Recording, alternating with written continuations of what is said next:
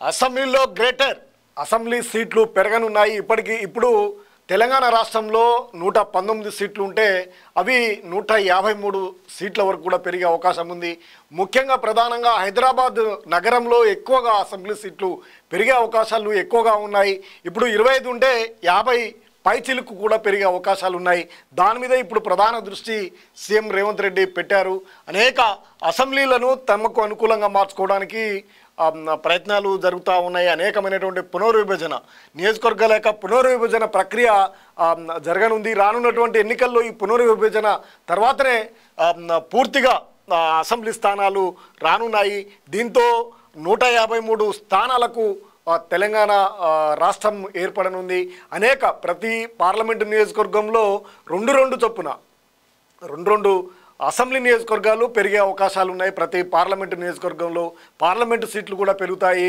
జనాభా పెరగడం, అనేకమైనటువంటి సందర్భాల్లో అనేకమైనటువంటి జిల్లాలు కూడా ఏర్పడి కొన్ని నియోజకవర్గాలు వేరువేరు జిల్లాల్లో ఉండడం, ఇవన్నీ కూడా ఉన్నటువంటి వాటిని సరిదిద్ది ఒకే కూర్పుకు తీసుకురావడానికి రాష్ట్ర ప్రభుత్వం కృషి చేస్తూ ఉంది. పెరగనున్న అసెంబ్లీ సీట్లు అధిక గ్రేటర్ హైదరాబాద్ హెచ్ఎండిఏలోనే నియోజకవర్గాల పునర్విభజనకు అనుగుణంగానే ముఖ్యమంత్రి రేవంత్ పావులు. ఈ నేపథ్యంలో రాజధాని ప్రాంతంపై సీఎం ప్రత్యేక దృష్టి. మూసీ సుందరీకరణ, ఓఆర్ఆర్ దాకా జిహెచ్ఎంసీ విస్తరణ, శాటిలైట్ టౌన్షిప్ల నిర్మాణం, మెట్రో లైన్ పొడిగింపు, టీ స్క్వేర్ వంటి పలు అభివృద్ధి పనులపై ముఖ్యమంత్రి దృష్టి. రాజకీయాలను కాంగ్రెస్ బలోపేతం యత్నాలు. జిహెచ్ఎంసీ పరిధిలో 24 సీట్లకు 50 పెరిగే అవకాశాలు. రాష్ట్రంలో అసెంబ్లీ స్థానాల సంఖ్య 119 నుంచి 153కు. మొత్తం సీట్లలో గ్రేటర్ హైదరాబాద్ పరిధిలో 3వ వంతు పెరిగే అవకాశాలున్నాయి.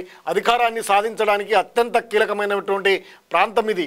ఈ ఏడాది చివరిలో మొదలు కానున్నటువంటి జనగణన ప్రక్రియ అంటే 153 సీట్లు పెరగనున్నటువంటి నేపథ్యం. 24 సీట్లే ఉన్నటువంటి జిహెచ్ఎంసీ పరిధిలో 50కి పెరిగే అవకాశాలు ఉన్నాయి. గెలుపు ఓటముల్ని ఏ ప్రభుత్వం రావాలన్నా, ఏ ప్రభుత్వము నిలబడాలన్నా ప్రధానంగా హైదరాబాద్ నగరంతో ఉంటుంది. కాబట్టి ప్రత్యేక దృష్టిని ఇప్పుడు రేవంత్ రెడ్డి కూడా దృష్టిని సారించారు. రానున్నటువంటి ఎన్నికల దృష్టిలో పెట్టుకొని ఇక్కడ ప్రధానమైనటువంటి దృష్టి మరి హైదరాబాద్ నగరంలోనే అభివృద్ధి చేస్తే గ్రామీణ ప్రాంతాలు ఎటుపోవాలి, గ్రామీణ ప్రాంతాలు కనీస అవసరాలు లేకుండా తమ ఉనికిని కోల్పోతున్నటువంటి పరిస్థితి, వాటిని కూడా చూడాల్సినటువంటి అవసరం ఉంది. రాష్ట్రంలో త్వరలో జరగనున్నటువంటి నియోజకవర్గాల పునర్విభజనను దృష్టిలో పెట్టుకొని ముఖ్యమంత్రి రేవంత్ రెడ్డి జాగ్రత్తగా అడుగులు వేస్తున్నారు. డీలిమిటేషన్ అంటూ జరిగితే గ్రేటర్ హైదరాబాద్ పరిధిలోనే ఎక్కువ సీట్లు పెరిగే అవకాశం ఉండడం, గత ఎన్నికల్లో ఈ ప్రాంతంలో కాంగ్రెస్ ఆశించిన రీతిలో పట్టు చూపలేకపోయిన నేపథ్యంలో వచ్చే ఎన్నికల్లో గెలుపోవటంలో ప్రభావితం చేసే జిహెచ్ఎంసీ హెచ్ఎండిఏ పరిధిలో ఉన్నటువంటి రకరకాల అభివృద్ధి ప్రాజెక్టులను ఎక్కువగా ప్రాధాన్యం ఇస్తూ వ్యూహాత్మకంగా అడుగులు వేస్తూ ఉన్నారు సీఎం రేవంత్ రెడ్డి. తెలంగాణలో తదుపరి శాసనసభ ఎన్నికలు జరిగినటువంటి నియోజకవర్గాలతోనే జరుగుతాయి. పునర్విభజనతో అసెంబ్లీ నియోజకవర్గాల సంఖ్య పెరగడంతో పాటు ఇప్పుడున్నటువంటి వాటి పరిధులు కూడా పూర్తిగా మారతాయి, స్వరూపాలే మారే అవకాశాలున్నాయి. రాష్ట్ర పునర్వ్యవస్థీకరణ చట్టం ప్రకారం రాష్ట్రంలోని 119 అసెంబ్లీ స్థానాలు పునర్విభజనలో 153కు పెరుగుతాయి. అయితే తాజా జనాభా లెక్కల ప్రకారం పూర్తిగా ఇంకా పెరిగే అవకాశాలు కూడా ఉన్నాయట. 11వ పేజీలో చూద్దాం.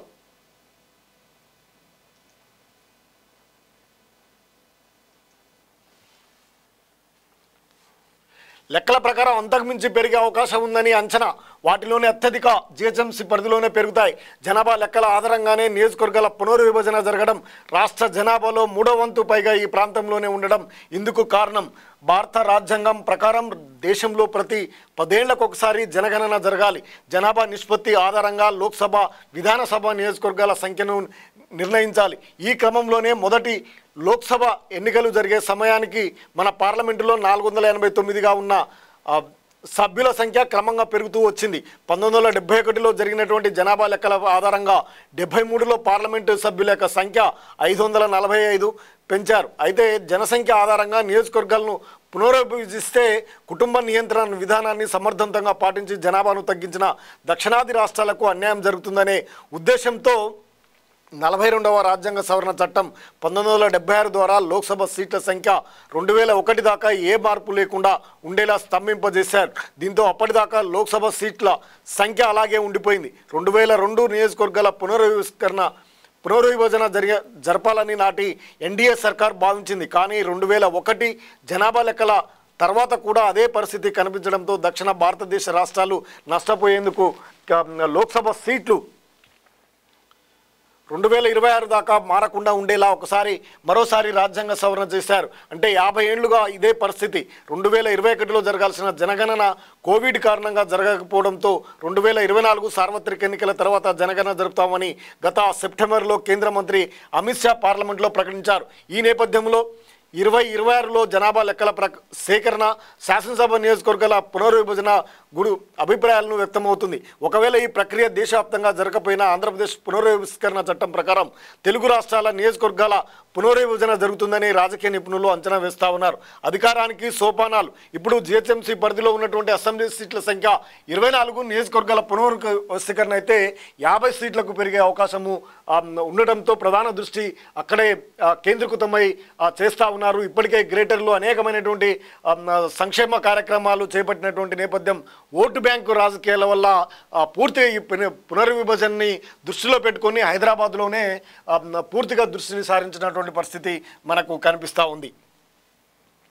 సీఎం రేవంత్ రెడ్డి నిర్ణయించుకున్నారనేది రాజకీయ నిపుణులు విశ్లేషిస్తున్నారు. అందుకే ఆయన ప్రాంతంలో ఒక పక్క రాజకీయ వ్యూహాలు అమలు చేస్తూనే మరోపక్క అభివృద్ధి పథకాలకు పెద్దపీట వేస్తున్నారని గుర్తు చేస్తున్నారు. రాష్ట్ర సమగ్ర సంక్షేమం అభివృద్ధికి పాటుపడుతుందనే జిహెచ్ఎంసీ పరిధిలో పట్టు పెంచుకునేందుకు వ్యూహరచన చేస్తున్నట్లు చెప్తున్నారు. రాజకీయంగా ఈ ప్రాంతంలో బలంగా ఉన్నటువంటి ఇతర పార్టీల నేతలను కాంగ్రెస్ వైపు ఆకర్షించేందుకు రేవంత్ చేస్తున్నటువంటి ప్రయత్నాలు సఫలమయ్యాయి. ఈ ఏడాది చివరిలో పునర్విభజన ప్రామాణికంగా జనగణనను ప్రారంభించేందుకు కేంద్రం కసరత్తు చేస్తుందని, రానున్న పార్లమెంటు సమావేశంలో దీనిపై ఒక నిర్ణయాన్ని వెల్లడించే అవకాశం ఉందని, జనగణన మొదలైతే సాంకేతిక పరిజ్ఞానం సాయంతో 6-7 నెలల్లోనే జనాభా వివరాలు వెల్లడవుతాయి. 2026 ఆగస్టు సెప్టెంబర్ నాటికి లెక్కలు పూర్తిగా తేలుతాయని అంచనా. అనంతరం దేశవ్యాప్తంగా నియోజకవర్గాల పునర్వ్యవస్థీకరణకు సంబంధించినటువంటి రాజకీయ పార్టీల ఏకాభిప్రాయం సాధించి ఆ ప్రక్రియపై ముందుకెళ్లే అవకాశం కూడా ఉంది.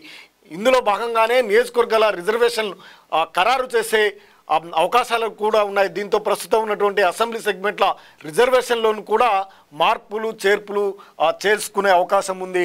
రొటేషన్ పద్ధతిలో ఇప్పుడున్నటువంటి ఎస్సీ ఎస్టీ బీసీ రిజర్వేషన్లో స్వరూపాలు కూడా మారుతాయి. మరో నియోజకవర్గాలకు ఈ అవకాశం కలగనుంది. ఈ పునర్వ్యవస్థీకరణ వల్ల అనేక రాజకీయ సమీకరణలు కూడా మారే అవకాశాలు ఉన్నాయి. దీంతో సీఎం రేవంత్ రెడ్డి ఇప్పుడే ప్రధానంగా దాని మీదనే దృష్టి పెట్టి వ్యూహరచన చేస్తూ ఉన్నారు. ఒకవైపు రాజకీయంగా, ఒకవైపు సంక్షేమ పథకాలతో అక్కడ ప్రజల మన్ననలు పొందడానికి విశ్వ ప్రయత్నాలు చేస్తున్నట్టు మనకు స్పష్టంగా కనిపిస్తుంది.